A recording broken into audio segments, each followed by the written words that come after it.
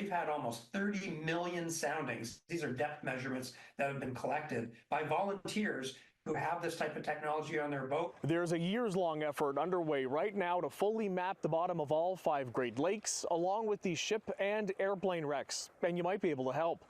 The project, known as Lakebed 2030, is being overseen by a nonprofit called the Great Lakes Observing System, or GLOSS, based in Ann Arbor, Michigan. But it's work that extends to the waters of our doorstep. The team at GLOSS explaining since starting in 2019, about 15% of the floor of the Great Lakes has been mapped in high density. It's not just about discovering them so divers can go and explore them. This is also about documenting what's happened. It's about preserving them. In this case, what kind of technology will you use? In order to do this project, we really need a variety of technologies. Some of it will be done with surface-based vessels. You think larger vessels that may have big equipment on board, more commercial style. We'll also have smaller research style vessels. In some isolated cases, we'll have to use underwater technology. Lake Ontario, it looks big. How long will it actually, do you think, take to get through all the Great Lakes and have this data, kind of complete more or less?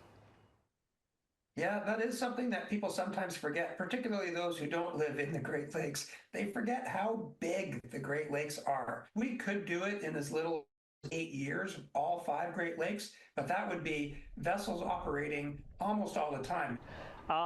For those here in the Greater Toronto area, how will they be able to access this data once it becomes available?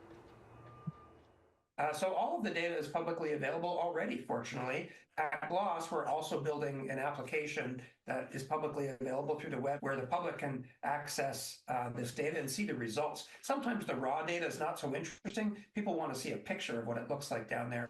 From the search that's been underway so far, have you found anything particularly interesting or any surprises so far? In Wisconsin, there's been these interesting sinkholes that have been discovered. They're deep formations on the lake floor.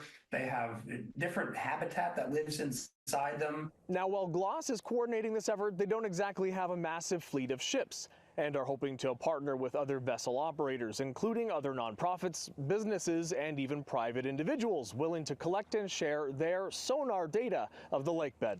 We're also in conversations with a couple of different cruise line industries around the Great Lakes.